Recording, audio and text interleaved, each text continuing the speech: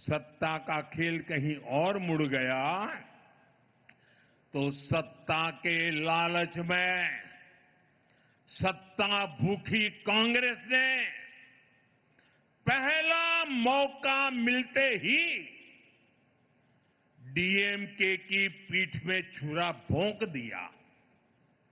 ભારતની રાજનીતિમાં 1980ના દાયકાથી પ્રાદેશિક પાર્ટીઓનો ઉદય થયો, જેમાં અનેક રાજ્યો એવા છે જ્યાં રાષ્ટ્રીય પક્ષો કોંગ્રેસ અને ભાજપે જે તે રાજ્યોમાં સરકાર બનાવવા માટે આ પ્રાદેશિક પક્ષોની જરૂર પડવા લાગી. પ્રાદેશિક પક્ષો પણ પોતપોતાની રીતે રાષ્ટ્રીય પાર્ટીઓ સાથે ગઠબંધન કરતી રહી છે. તમિલનાડુમાં વિજય યુગની શરૂઆત થઈ ચૂકી છે. કોંગ્રેસે તેનો વર્ષો જૂનું અલાયન્સ તોડીને હવે વિજયનો સાથ પકડ્યો છે.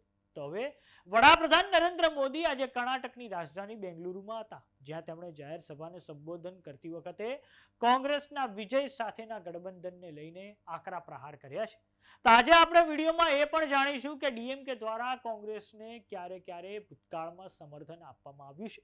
તો આવો જાણીએ સમાચાર વિસ્તારથી. નમસ્કાર, જમાવટ સાથે હું છું પાર્થ.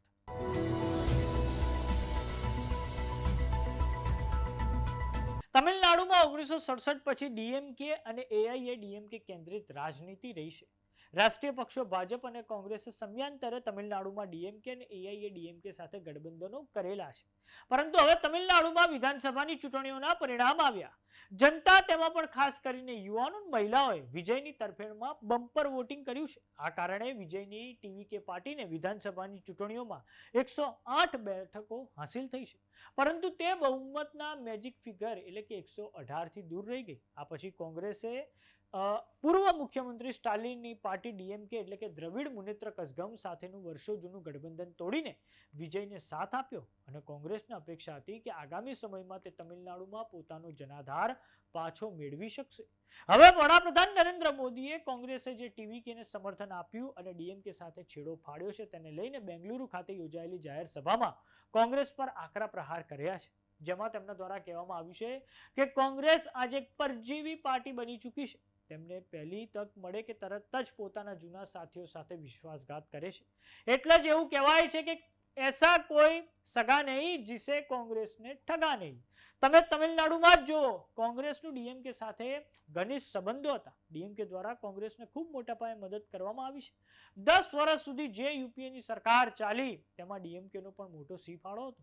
જેવો તમિલનાડુમાં સત્તાનો ખેલ કોઈ બીજી તરફ દિશામાં વળી ગયો કે તરત જ પહેલી તક મળતા જ સત્તા ભૂખી કોંગ્રેસે ડીએમકેની પીઠમાં છરો ભોંકી દીધો છે.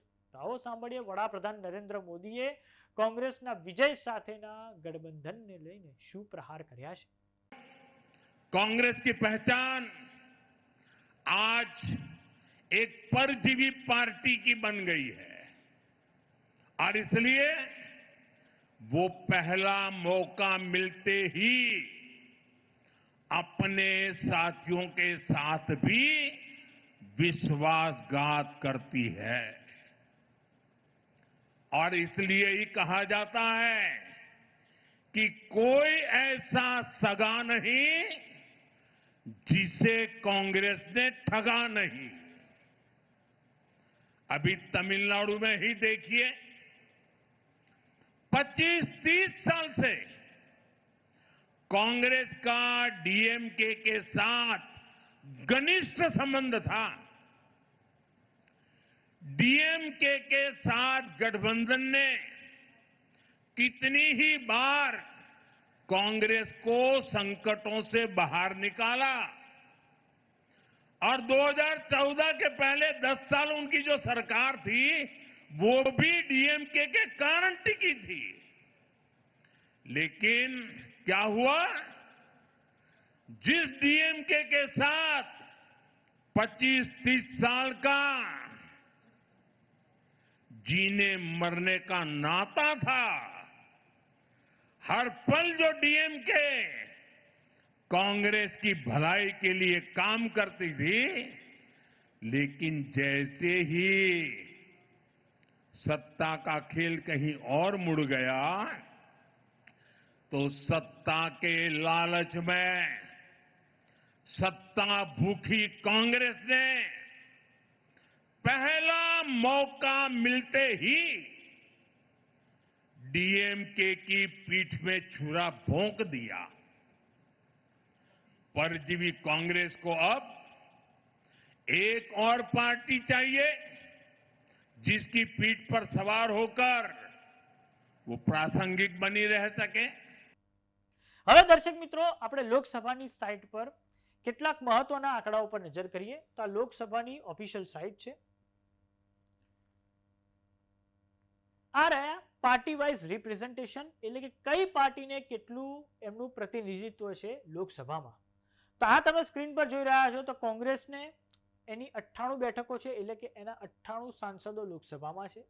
આ પછી કોંગ્રેસના સહયોગીઓમાં એટલે કે ઇન્ડિયા અલાયન્સમાં સમાજવાદી પાર્ટીના 37 સાંસદો છે અને પછી આવે છે નંબર દ્રવિડ મુનેત્ર કઝગામ એટલે કે ડીએમકેના 22 સાંસદો છે. અને હવે ડીએમકે દ્વારા તો માંગ કરવામાં આવી છે કે તેમની બેઠક વ્યવસ્થા, આ જે લોકસભામાં બેઠક વ્યવસ્થા હોય છે તે હવે કોંગ્રેસથી અલગ કરવામાં આવે, કેમ કે ડીએમકે પણ કોંગ્રેસથી નારાજ થઈ ચૂકી છે. આપને જણાવી દઈએ કે ડીએમકે અને કોંગ્રેસનું ગઠબંધન ખૂબ જૂનું છે.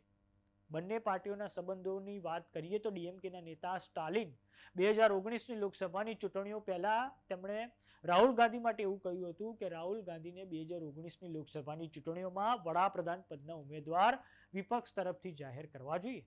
એટલું જ નહીં, જ્યારે સંસદમાં કલમ 370નો જે બિલ લાવવામાં આવ્યું, નવું સીમાંકન લાવવામાં આવ્યું અને અનેક એવા મહત્વના જે ખરડા લાવવામાં આવ્યા, તેમાં પણ ડીએમકે કોંગ્રેસને સાથ આપ્યો છે.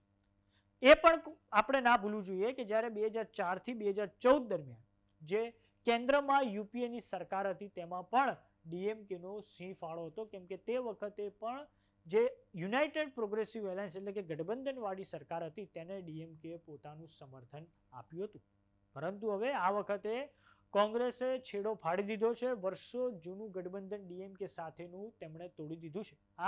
આવનારા સમયમાં જે 22 સાંસદો છે દ્રવિડ મુનેત્ર કઝગામના, તેઓ હવે કોંગ્રેસને જે મહત્વના બિલો આવશે લોકસભામાં તેમાં કોંગ્રેસને તે સાથ આપે તેવી સંભાવના પણ હવે નહીવત થઈ ગઈ છે.